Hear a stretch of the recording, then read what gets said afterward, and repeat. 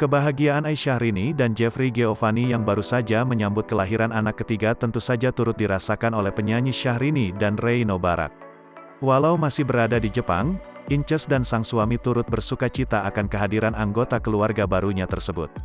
Bertepatan dengan Hari Kemerdekaan RI yang ke-77, Syahrini membagikan kabar bahagia perihal kelahiran anak ketiganya yang berjenis kelamin perempuan.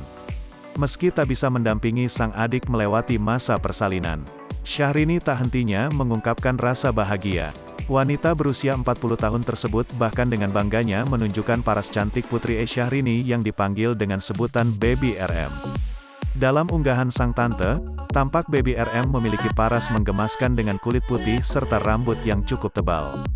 Bahkan kehadiran keponakan barunya itu membuat Inces tak sabar untuk segera pulang dan berharap bisa menggendong Baby RM. Antusias Syahrini dalam menyambut hadirnya keponakan baru ini memang sudah terlihat sejak beberapa waktu lalu.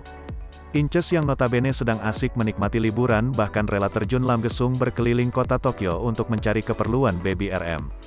Syahrini menunjukkan sederet keperluan bayi mulai dari selimut, pakaian hangat, hingga perlengkapan tidur yang dibelinya dengan Reino Barak untuk sang keponakan baru. Barang bayi yang ditunjukkan oleh Syahrini tersebut terlihat begitu menggemaskan dengan motif beruang dan warna coklat tua.